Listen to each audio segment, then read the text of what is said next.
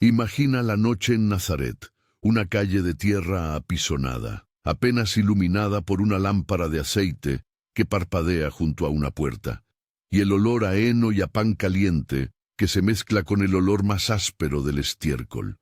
Piensa ahora en Jericó al amanecer, con su bruma rasgando el valle y caravanas que rozan el polvo como si el camino hubiera olvidado las palabras de bienvenida. Y por último, escucha la ciudad de Jerusalén cuando la víspera de la Pascua se acerca, voces que se multiplican, comerciantes que levantan la voz en el atrio y la sombra longeva de muros que han visto conquistas y rezos durante siglos.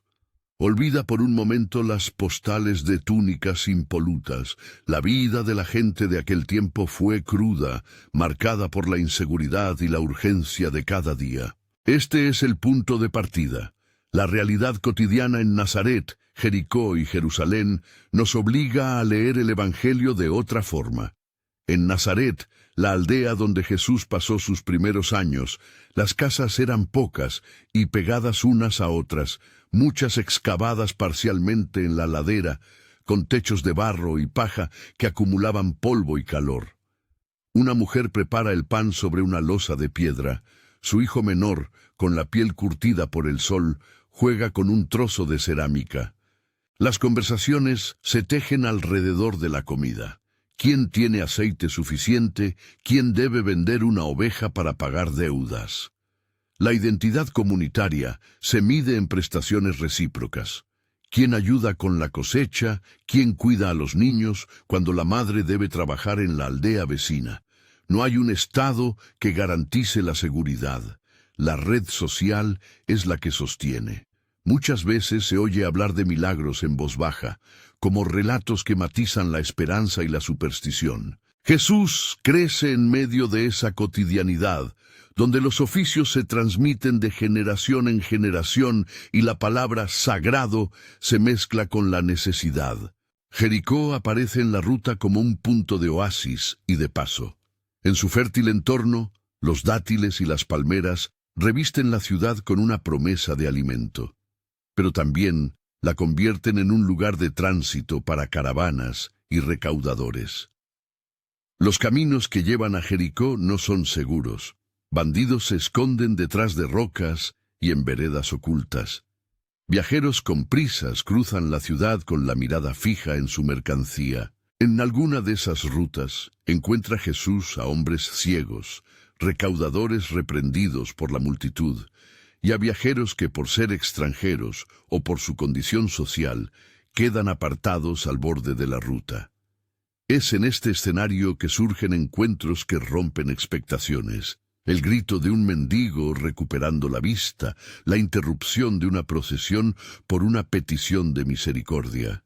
Jerusalén, por su parte, no es solamente un lugar de peregrinación, es un tablero de poder. El templo, con su plata y su estructura ritual, domina la vida religiosa y económica. En sus atrios circula dinero, se venden animales para los sacrificios y se calcula el precio de la devoción. Alrededor, las autoridades romanas preservan el orden con una mezcla de amenazas y administraciones. Crucifixiones a la vista en los caminos, tributos que pesan en la vida diaria, y una presencia militar que recuerda a cada familia su posición en el imperio. Para muchos, Jerusalén es la ciudad de promesas y exigencias, de piedad pública y de opresión formal. Esta visión contrasta con la imagen romántica de la Judea del siglo I. La evidencia social y económica muestra una región donde la mortalidad infantil era alta, la nutrición precaria y la salud dependía de remedios humildes. Una madre en Nazaret puede perder un hijo por fiebre que hoy sería tratable. Un artesano en Jericó trabaja hasta el agotamiento para sostener a su familia. Una viuda en Jerusalén busca espacio para vender un poco de aceite en el atrio, sabiendo que la estructura religiosa puede absorber su esfuerzo en tarifas y regulaciones. Todo ello configura el telón de fondo del ministerio de Jesús. No es un discurso flotante, es una respuesta encarnada frente a una realidad concreta. Antes de avanzar, una palabra breve. Si esta historia resuena contigo y quieres seguir profundizando en el contexto real del Evangelio, suscríbete y acompáñame en las próximas entregas. Lo que viene no es simple curiosidad histórica, es una lectura que interpela nuestra fe y nuestra práctica hoy. La vida doméstica ofrece microtestimonios que permiten entender mejor la presión del día a día. En Nazaret, la casa de una familia típica consta de 1 o 2 habitaciones. La intimidad es práctica, no privada. Cada gesto se comparte. Las lecheras llevan vasijas de barro por estrechos senderos. Una vecina presta sal para la comida. Los niños duermen cerca de sus padres. La dieta básica se compone de pan, lentejas, cebada cuando hay suerte, aceite en pequeñas cantidades y en ocasiones festivas, pescado o cordero. La nutrición es un mapa de incertidumbres. Las temporadas de sequía obligan a racionar y la medicina tradicional, cataplasmas, oraciones, infusiones, convive con la asistencia del vecindario. En Jericó, los mercados ofrecen una escena distinta. El intercambio con caravanas permite acceso a frutas y especias, pero también a gentes de procedencias diversas que traen consigo enfermedades, ideas y conflictos. Las rutas comerciales multiplican posibilidades y peligros. Un mercader puede enriquecerse temporalmente, pero también perder su mercancía frente a un bandido o a un impuesto inesperado. La convivencia con extranjeros pone en tensión las normas de pureza. ¿Cómo manejar el contacto con un viajero que ha dormido en la misma tienda de campaña? Estas preguntas organizan la vida social en torno a límites fluidos y a miedos concretos. Jerusalén, en cambio, centraliza la vida pública. Peregrinos que vienen de todas partes, sacerdotes que regulan los rituales y comerciantes que explotan la peregrinación. La ciudad tiene un pulso político constante. Rumores sobre Pilato, conversaciones sobre los impuestos y la presencia de soldados que patrullan las plazas. La pena pública, la crucifixión, no es solo castigo, es espectáculo pedagógico del poder. Ver una cruz desde la carretera era recordar la eficacia romana para disuadir. Para quien vivía en las inmediaciones, la vista de un condensado de cuerpos en los patíbulos era una lección viva sobre el precio de la subversión. Los riesgos sanitarios se combinan con una ausencia de servicios públicos. La medicina del siglo I en Palestina mezcla lo empírico con lo ritual. Existen prácticas para curar heridas, para aliviar fiebres, para purificar el cuerpo tras una enfermedad considerada impura. Pero para quien sufre lepra, por ejemplo, la marginación social es casi inmediata. El diagnosticado debe separarse, avisar con un grito al acercarse y aceptar la distancia como una regla de supervivencia. La enfermedad no es solamente fisiológica, es una sentencia social que define quién puede entrar en el mercado y quién debe vivir al borde. Estas realidades cotidianas explican por qué algunas de las acciones de Jesús escandalizaron tanto. Cuando toca a un leproso, no se trata de un gesto simbólico, es una transgresión que pone en riesgo la reputación y la propia limpieza ritual de quien se acerca. Cuando come con recaudadores de impuestos y prostitutas, se sienta donde la sociedad marca exclusión. Estas acciones, en un contexto donde la pureza regula la vida pública, suponen una propuesta radical, la dignidad humana por encima de fronteras ceremoniales. El control político y económico ocupa un bloque propio porque moldeaba posibilidades y decisiones. Roma gobierna mediante una combinación de fuerza militar, alianzas con élites locales y estructuras tributarias. Los impuestos de la provincia no son abstractos. Llegan en bolsas, con nombres y cantidades concretas que afectan el consumo del hogar. El aliado local, el rey Tetrarca Herodes Antipas en el caso de Galilea y los pequeños funcionarios en Judea, negocia el poder, a veces colaborando con las autoridades imperiales para mantener privilegios. El resultado es una clase dirigente que se beneficia de la estabilidad y una multitud que paga el precio. Las sanciones públicas, como la crucifixión, son instrumentos de terror. Si en la llanura se deja una cruz plantada con cuerpos colgando, el mensaje es claro. La pregunta por el orden está resuelta en términos definitivos. Las rutas principales que llevan a Jerusalén se convierten en vitrinas de la justicia romana. En el contexto del ministerio de Jesús, la proximidad de la crucifixión actúa como telón de fondo. El poder demostrando su capacidad para anular quien pone en riesgo su estética de control. La economía del templo agrega otra dimensión de control. No es solo un sitio de culto, es un centro financiero. Los desequilibrios entre riqueza y pobreza se visualizan en sus patios. Sacerdotes que manejan recursos, cambistas que facilitan sacrificios en moneda apropiada, y vendedores que satisfacen la demanda ritual a un precio. El templo regula no solo lo religioso, sino la circulación de bienes. A veces, los márgenes entre administración religiosa y lucro se desdibujan, y esto genera tensiones con quienes entienden la piedad como ejercicio de justicia más que como motor económico. Las leyes de pureza, en este contexto, operan como mecanismos de orden social. Se formularon para proteger y ordenar la comunidad, pero en la práctica algunas veces formalizaron exclusiones profundas. Personas con lepra, mujeres en ciertos periodos de su vida y extranjeros podían ser etiquetados como impureza y así quedar fuera de circuitos económicos y de solidaridad comunitaria. Explicarlas no equivale a juzgar en sentido moral moderno. Es mostrar cómo funcionaban y qué consecuencias tenían para la vida de la gente. Tal comprensión es esencial para leer actos como los de Jesús. Su insistencia en tocar, en compartir mesa, en sentarse con los rechazados, trastoca un sistema que operaba con reglas claras sobre quién era visible. En la periferia de Jerusalén, por ejemplo, una viuda que ofrece su última ofrenda en el templo experimenta la religión como sanción y recurso al mismo tiempo. Su acto es devoción y también una apuesta por ser vista.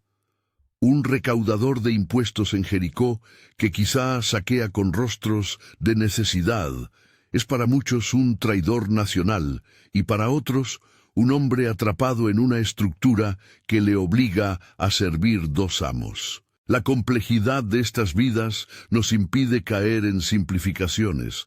Los actores no son caricaturas, sino personas insertadas en un orden que sacrifica la dignidad. Dentro de esta tensión, las enseñanzas de Jesús aparecen con un contenido social evidente. La lectura de las bienaventuranzas, Mateo 5:3-12, debe resonar en este contexto.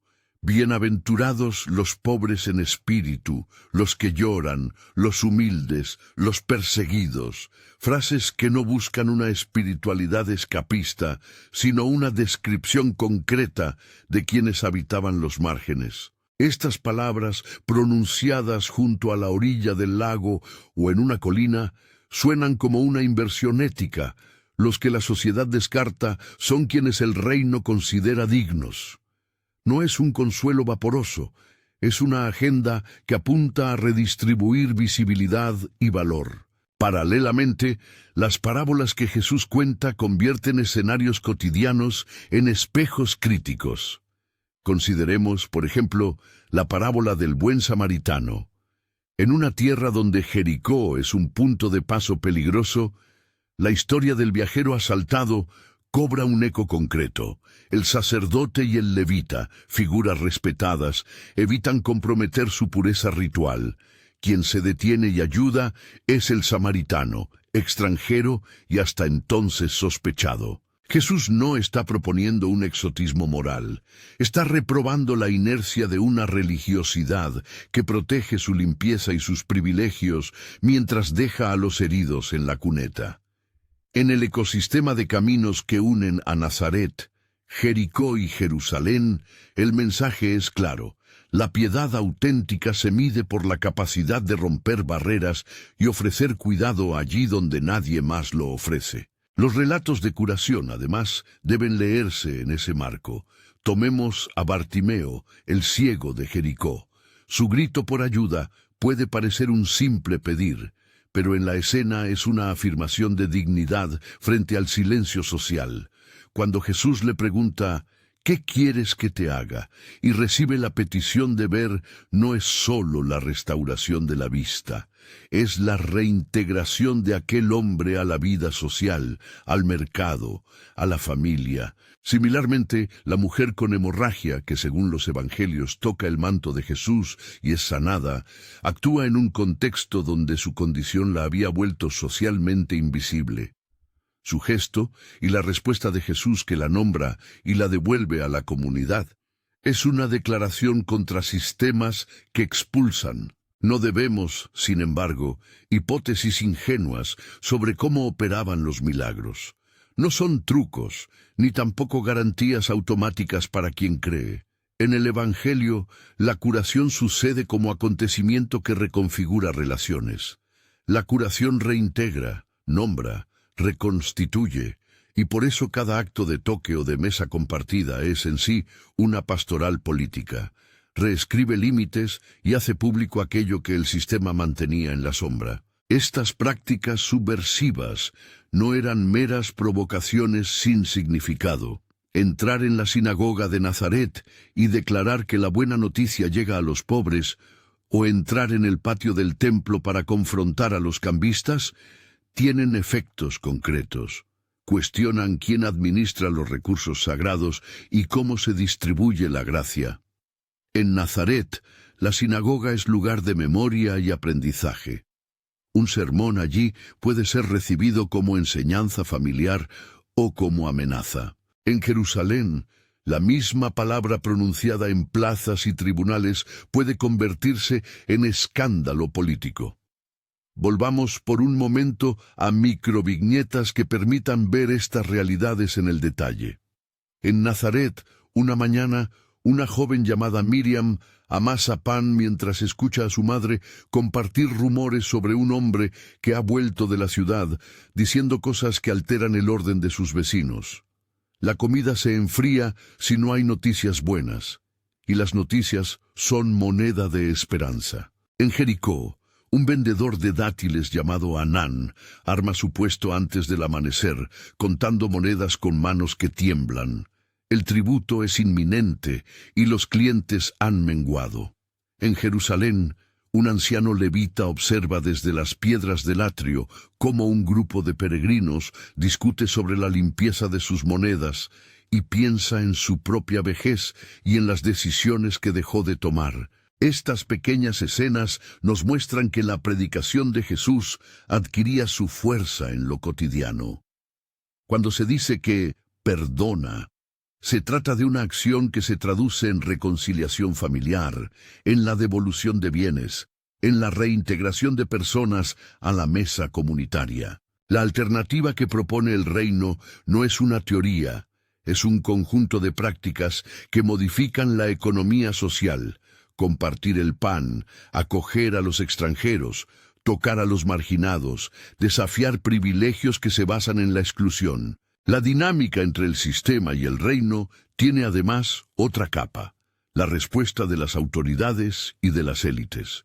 Los fariseos, por ejemplo, invierten energía en mantener una piedad que distingue lo puro de lo impuro. Los saduceos controlan el sacerdocio y los mecanismos de poder en el templo. Pilato y las autoridades romanas velan por el orden imperial.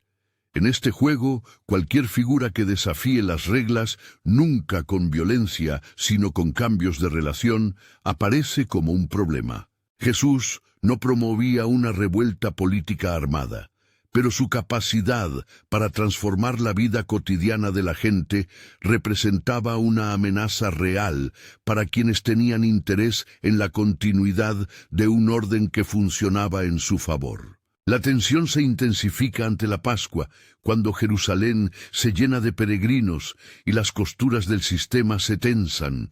Las plazas se saturan, los precios suben, la visibilidad de la autoridad se hace más ostentosa.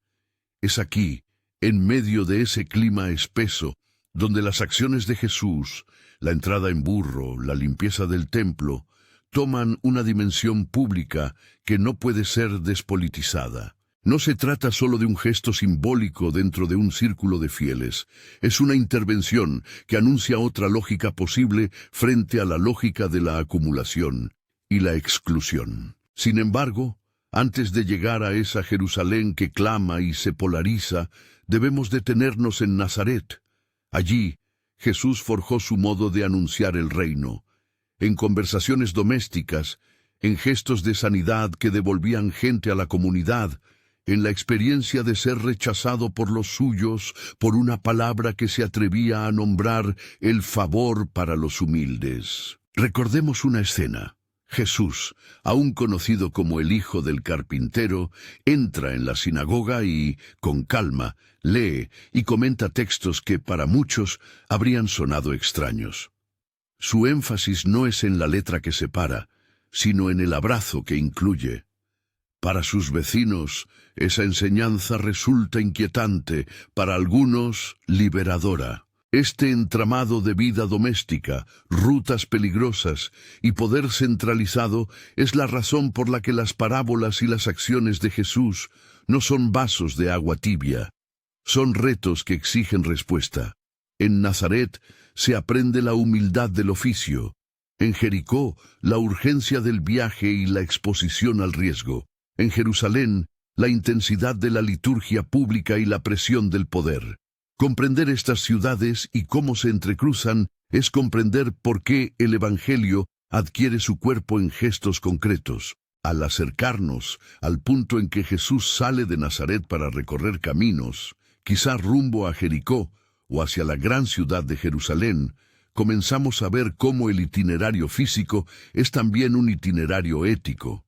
Cada paso significa una nueva comunidad tocada, una nueva frontera desafiante. La narración del viaje, con sus encuentros en ventas y sus interrupciones en mesas de recaudadores, abre el telón sobre la forma en que el mensaje se encarna en la práctica. En las próximas escenas, que ya se vislumbran en la polvareda del camino, aparecerán con más nitidez episodios que hemos mencionado de forma general: curaciones en la ruta, conflictos en el atrio del templo y decisiones que empujarán la historia hacia la Pascua.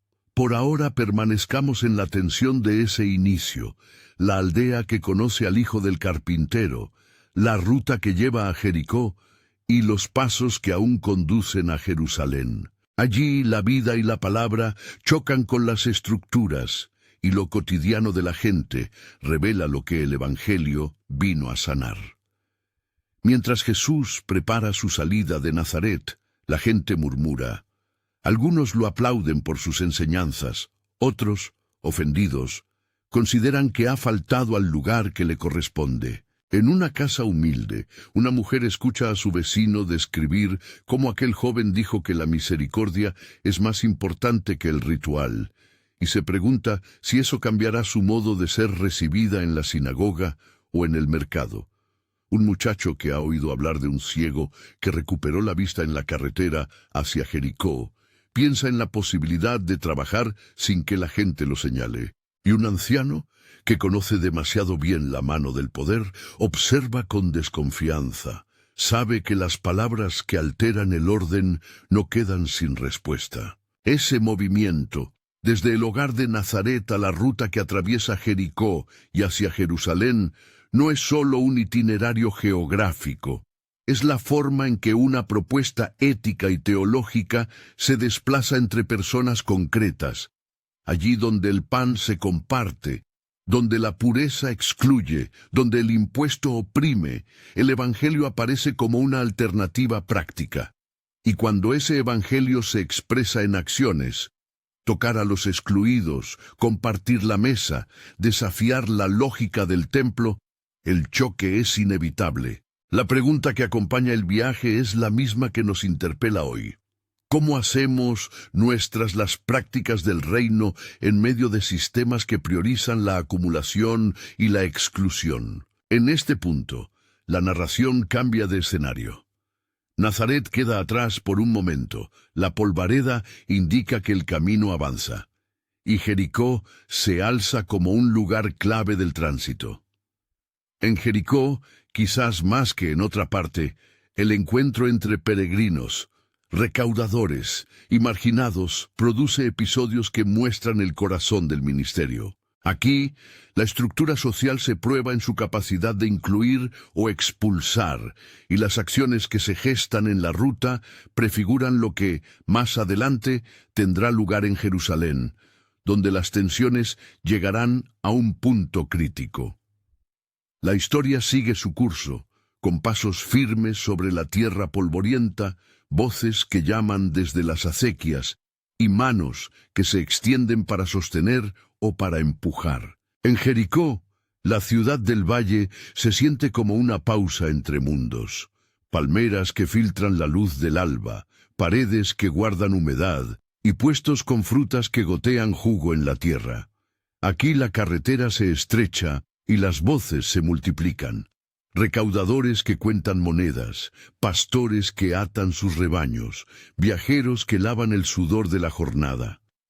En este escenario se producen encuentros que son pequeñas convulsiones sociales. Imagina a Bartimeo sentado junto al camino, terciado por la cercanía a la ciudad, pero relegado por la ceguera a la marginación.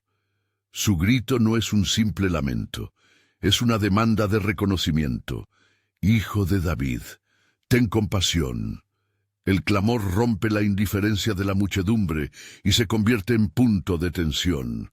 La gente reprende, Jesús detiene, el sujeto que no podía entrar al mercado reclama su lugar en la vida pública. La entrega de la vista a Bartimeo es, por tanto, un restablecimiento social.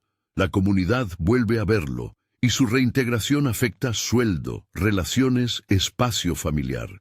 No es solo un milagro privado, es una restitución de dignidad. Cerca de allí, otro episodio recoge la complejidad de la temporada. Zacaeas, el recaudador acomodado de Jericó, se asoma a un sicómoro para ver mejor a aquel que caminaba entre la gente. Su figura tropieza con prejuicios. Para muchos es traidor, colaborador.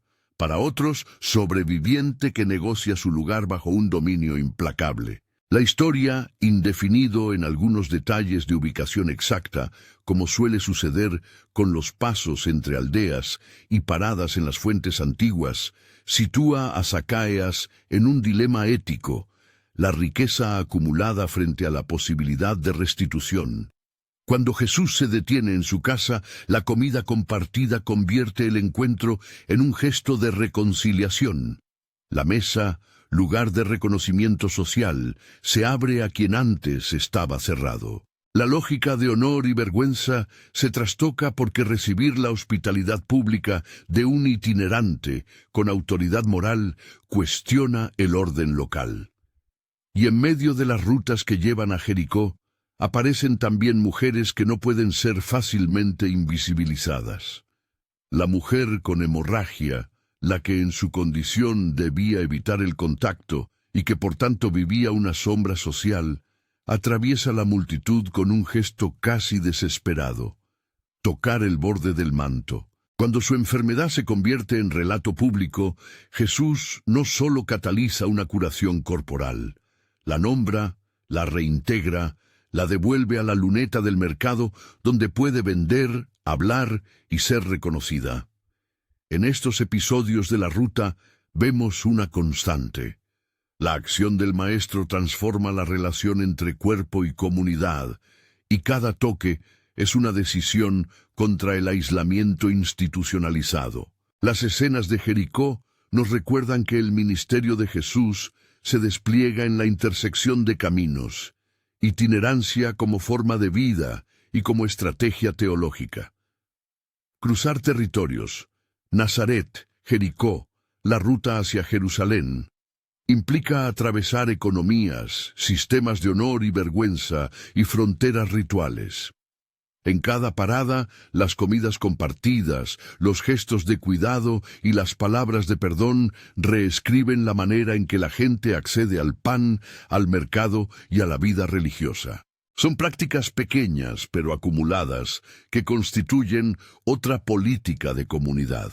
Y llega la hora en que la historia dirige sus pasos a Jerusalén. Desde lejos se avista la ciudad como una masa de piedra que recoge la luz de la tarde. Al acercarse durante la Pascua, el aire se carga de expectativas y tensiones. La entrada en burro no fue un acto sin carga política. Vestido de humildad, el que entra de esa manera se presenta en contraste con la retórica imperial de la fuerza y la ostentación. Las ramas que salpican la marcha, los pañuelos agitados, los gritos que recogen salmos antiguos, «Hosana», convierten la calle en un tribunal simbólico donde la gente proclama a quien nombra la esperanza. Para unos es una aclamación mesiánica, para otros un escándalo que convoca mirada de sospecha entre las autoridades. La escena del templo, poco después, debe entenderse en su literalidad y en su carga de denuncia. El atrio que recibe a los peregrinos se ha convertido en mercado. Cambistas que cambian moneda para el sacrificio, vendedores de animales aprobados, gestos de negocio que lubrican la religiosidad. Entrar y volcar las mesas no es un acto de furia incomprensible. Es una intervención que denuncia la conversión de lo sagrado en mercancía. La palabra que acompaña ese gesto no es solo moral, es político. Mi casa será casa de oración. Un reclamo por la función originaria frente a la captura por intereses económicos. El choque es público. La autoridad del templo, con sus intereses, percibe la acción como una amenaza directa a su sistema de administración de recursos y control social. Las disputas que siguen en las plazas y en los patios no son solo debates teológicos, son enfrentamientos por el eje de la legitimidad. ¿Quién interpreta la tradición? ¿A quién protege la ley? ¿Quién tiene derecho a la visibilidad religiosa? En estas tensiones se inscribe el conflicto que se radicalizará en los capítulos finales. La Pascua, con sus multitudes y su economía concentrada, expone fisuras que hacen inevitable la colisión entre un ministerio que pone en discusión el orden establecido y un aparato dispuesto a preservar su funcionamiento a cualquier precio. La última semana en Jerusalén es una secuencia de intensificaciones. El banquete, la última cena, funciona como un momento fundacional. Compartir el pan y el vino reviste un sentido nuevo, comunitario, que rearticula la idea de mesa como espacio de pertenencia. En el huerto de Getsemaní, la intimidad del maestro se reúne con la fatiga humana. Las oraciones y las lágrimas relatan la tensión entre misión y miedo. El arresto al anochecer, las horas de interrogatorio ante autoridades religiosas y la subsecuente entrega a Pilato ilustran también las estrategias de limpieza legal y pública con las que se busca neutralizar una figura polémica. La crucifixión, como instrumento romano, exhibe el terror disciplinario, pero leer la pasión solo como método de opresión sería quedarse en la superficie. En el drama de la cruz convergen, a la vez, la brutalidad del sistema y la subversión del mensaje. En el momento culminante, el velo del templo que se rasga no es un simple detalle teatral, es un signo que altera el mapa de acceso a lo sagrado. La barrera que separaba lo santo de lo profano se abre, indicando que el nuevo modo de relación con Dios y con la comunidad ya no depende de una jerarquía exclusiva. El centurión que proclama, «Verdaderamente este hombre era justo», una frase que recoge la conmoción ante algo que excede los esquemas del poder, ofrece un testimonio sorprendente. Un actor del aparato coercitivo reconoce la hondura humana de aquel que pende de la madera. Las mujeres que permanecen cerca, María Magdalena, las otras testigos, aparecen en el relato como preservadoras de memoria. Ellas son las primeras en la narrativa que continúan la historia tras el colapso público. La tumba vacía, por su parte, no es un simple símbolo, es una nueva configuración de confianza. El anuncio de la resurrección por parte de quienes vieron la roca corrida y el lienzo suelto reordena la historia. El signo de que el vínculo con la vida no queda reducido a las categorías de control ni a los pronósticos de poder. La resurrección, leída desde la trama social, tiene implicaciones sobre la continuidad de la comunidad. Introduce una esperanza que transforma la desesperación y habilita la acción colectiva. No es una garantía de bienestar automático. Es, más bien, el fundamento para que la comunidad abra caminos de cuidado y de responsabilidad mutua. Tras el fin de la Semana Santa, Jerusalén no vuelve a ser exactamente la misma. Pentecostés introduce un fenómeno comunitario que, en la narrativa de los hechos, se expresa con lenguajes, con fuego simbólico y con la emergencia de práctica compartida. El partimiento del pan, la asistencia a viudas y a huérfanos, la venta de bienes por la necesidad de los otros. Estas prácticas no son idealizaciones. Los textos que nos llegan describen una comunidad que enfrenta persecución y que frente al hostigamiento responde con generosidad y creatividad.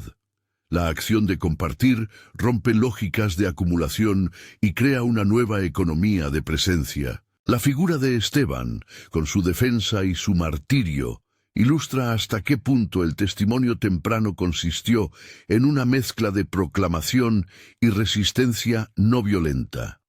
La escena de su muerte, con hombres que aprietan piedras y miradas que buscan eliminar lo que incomoda, repite la mecánica del poder. Simultáneamente, la conversión de Saulo en camino a Damasco introduce una vez más la idea de transformación personal que tiene consecuencias históricas.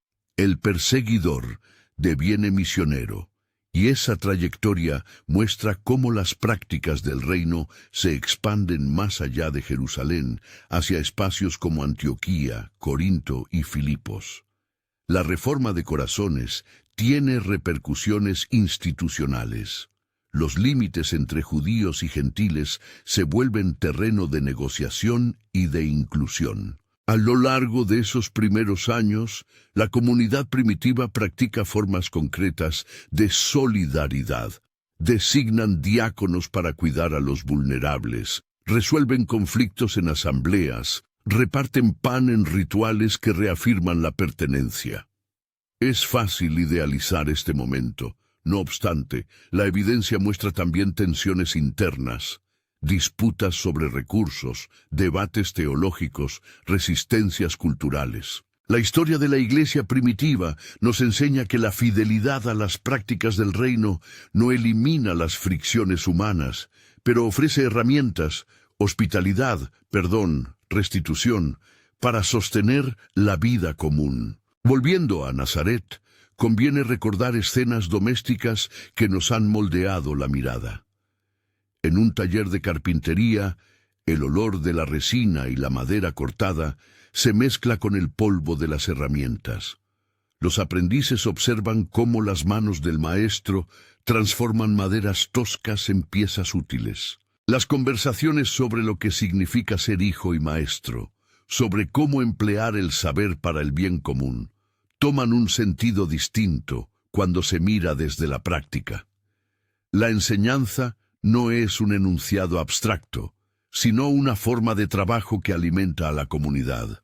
Otra escena posible es la del mercado en días de feria, mujeres que acuden con tinajas para intercambiar aceite por cereales, celebrando que los trueques mantienen redes de apoyo.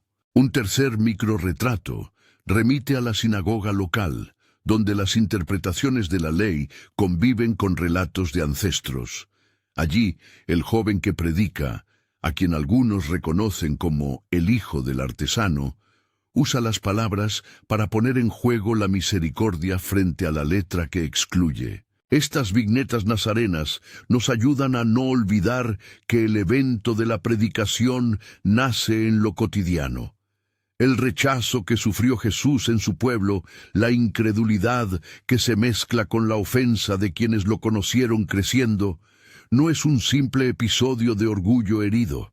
Revela la dificultad de aceptar que la llamada a la justicia pueda provenir de alguien del propio círculo, y cómo las expectativas sociales sobre el prestigio y la identidad pueden cerrar o abrir posibilidades de acogida. Desde allí, las rutas que suben y bajan, los caminos entre aldeas y ciudades, conectan historias humanas que se replican hoy en otras fases. Economías que presionan sobre los pobres, lugares religiosos que terminan funcionando como centros de poder, leyes que estructuran exclusiones. Reconocer la antigüedad de estas dinámicas no debe llevarnos a actitudes derrotistas. El relato del Evangelio muestra posibilidades de respuesta. Cuidado, restitución, inclusión. Leer las bienaventuranzas en este contexto adquiere fuerza renovada. No se trata de una espiritualidad que anestesia. Es una invitación a reconocer que los pobres, los que lloran, los mansos y perseguidos, ocupan el centro de una ética que reordena la comunidad.